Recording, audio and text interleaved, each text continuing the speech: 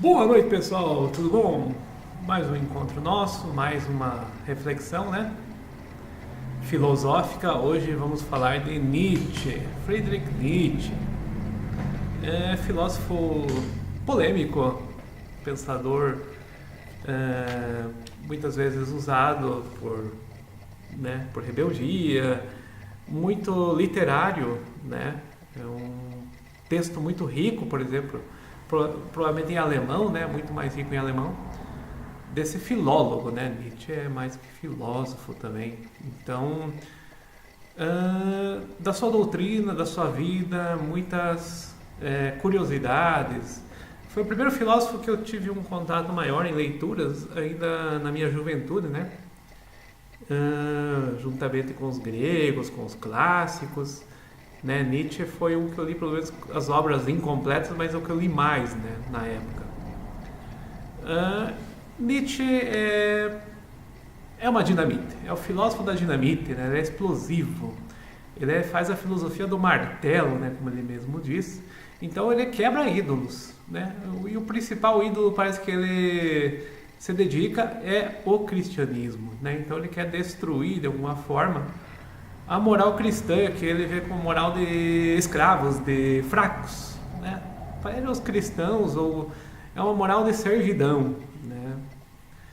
E Nietzsche admira muito homens poderosos, né, como César e outros. Então é uma dicotomia, ele inverte certos valores, ele chama de transmutação dos valores. E daí ele fala em outro Messias, não é outro divindade, que é o Zaratustra, né? Zaratustra, esse guia espiritual persa aí, né, do Irã ali, né, do Zoroastro, né, Zoroastrismo, né? Existiram três, mas ele se dedicou ali num personagem, né? Na obra assim falou Zaratustra. Então, esse homem ensina, por exemplo, o povo, as pessoas a se libertar, né, desses valores antigos, dessa nossa moral, né, principalmente a moral cristã. Mas Nietzsche é muito interessante na filosofia porque ele critica outros filósofos, né? Por exemplo, ele fala mal de Kant, ele fala mal de Sócrates, né? Para ele a filosofia teria morrido com Sócrates, né? Outro exemplo interessante é que ele fala assim que o Kant seria o chinês de Königsberg, né? Então o chinês, por exemplo, seria uma ofensa do Nietzsche contra o Kant, né? O Immanuel Kant, que também vai render um vídeo, uma aula futura nossa aí. Mas voltando para Nietzsche, então ele tem a doutrina do super-homem, né? Que é além do homem, é um homem livre desses valores, é um homem já construtor, né? Seus valores, ele está acima, por exemplo, daquela massa, né? Que ele chama, por exemplo, a massa de moral do rebanho. A moral do rebanho seria a moral cristã, seria a moral, por exemplo, socialista, popular, né? O Nietzsche ele se afastava de toda essa, ele chamava de degenerescência, né? Essas situações assim, como se fosse uma raça inferior mesmo, mas não no sentido nazista. O Nietzsche não chegava a ser antissemita nem nazista. Ele tinha uma opinião assim que ele achava que ele até contra o europeu, né?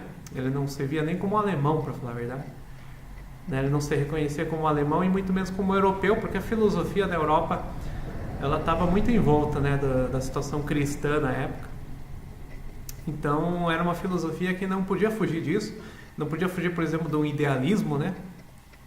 E Nietzsche, como existencialista, um negócio para ele é a existência, é a vida, né?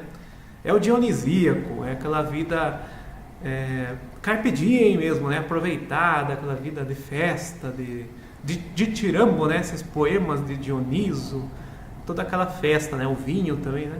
Apesar de Nietzsche não beber, né? Ele tinha uma certa aversão ao álcool. E acho que Alain de Botton falou isso, que ele não nem uma gota de álcool Nietzsche falava.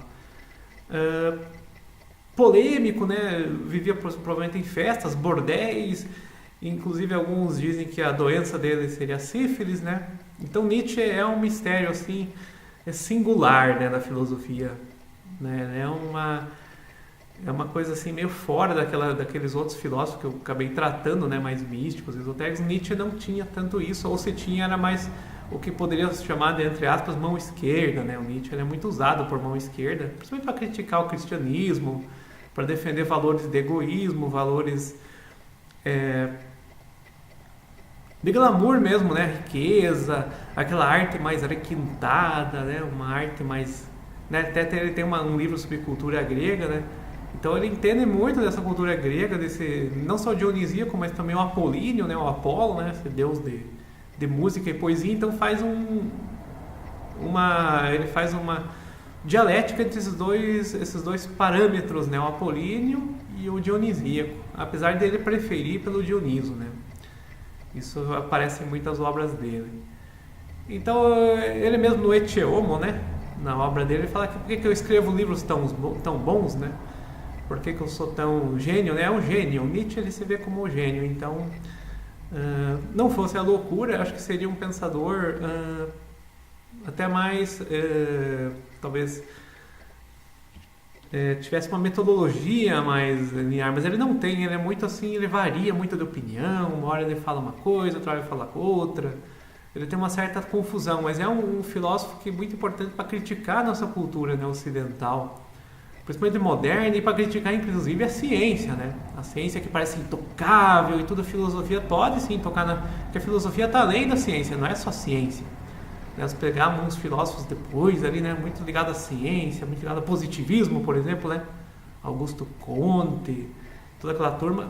Nietzsche é bom porque ele critica toda essa situação da filosofia, né, inclusive falando que a filosofia morre com Sócrates, né, ela termina com Sócrates.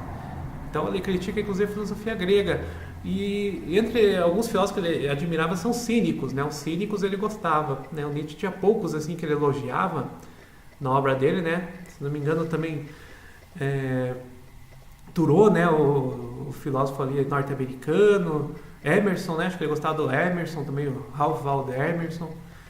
Alguns assim que ele elogiou, né? Acho que até Goethe também, alguns assim ele cita lá em várias obras, ele cita várias literatura ou filosofia, então é uma obra assim que tem muita cultura, né? O Nietzsche assim ele pega quase uma enciclopédia assim de vários temas e tal. Só que a obra não é volumosa, as obras dele são curtas, né, em comparação, por exemplo, de um Kant. Kant, se você pensar em Crítica da Razão Pura, é uma bíblia, né, uma obra grande. Do Nietzsche, geralmente é 100 e poucas páginas. Tem muitas cartas dele, né, que o pessoal também usa. Ele escrevia muitas cartas para a irmã, né? Então, essas cartas para a irmã, geralmente falando da amada dele, que é a Luz Salomé, né, que aparece naquele filme, no livro também, né, Quando Nietzsche Chorou. Que existiu mesmo essa situação, a família foi contra, né, essa artista russa, se não me engano, o relacionamento dela com ela. Então o Nietzsche tem muita coisa, assim, essas aventuras, essa coisa artística, né, essa situação do proibido, por exemplo, de desafiar, por exemplo, aquela moral toda dos 1900 ali, né, até 1890, a época que ele vivia, ali 1880. Então é uma coisa assim que mudou mesmo, trouxe a nossa modernidade, né? Inclusive matando Deus, porque ele falou, Deus está morto, nós os matamos. Na verdade, o que Nietzsche parece ter falado é que a ciência, a sociedade matou Deus, ou afastou Deus dela, né? Não a situação dele, só falar que Deus morreu. Então Nietzsche chega a ser usado até por teólogos, e ele veio numa família de pastores protestantes, isso que é interessante do Nietzsche, né? Tem várias gerações, se não me engano, 10 ou 12 gerações de pastores mesmo, então... O Nietzsche foi educado na Bíblia, né? Ele, inclusive, andava com uma Bíblia. Quando era criança, era chamado de pequeno pastor, né? Um pastorzinho.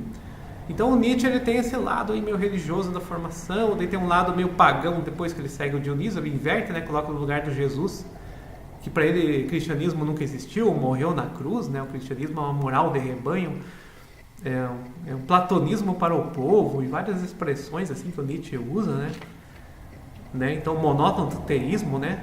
Monoteísmo monótono. Então Nietzsche fala de várias situações assim, né? Então ele inverte, ele coloca o diabo, que seria o Dioniso, como Deus, né? Ou como modelo. Mas é isso aí, pessoal. Esse seria o primeiro vídeo de Nietzsche aí. Eu já li muito ele no passado, alguma coisa eu lembro de cor, outras coisas preciso voltar a relembrar, mas é um autor muito interessante do ponto de vista de reflexão, né? Aquelas teorias dele lá do homem camelo, do homem macaco, do homem, né, o homem-leão, né, o super-homem. Então essas classificações que são interessantes. Isso seria um sistema filosófico do Nietzsche. Mas a vida dele em si também é muito misteriosa, muito rica, né? inclusive amizades de infância e tudo. Eu falei alguma coisa na biografia dele, né? Na biografia, e quando publicar a enciclopédia, né, de filosofia, vai ter muita coisa dele, principalmente, né? Mas é isso aí, pessoal. Para mais, acessem meu site aqui embaixo. Confiram, né? Biografia do Nietzsche, confiram outras biografias, livros meus. Tá bom? Tchau, tchau.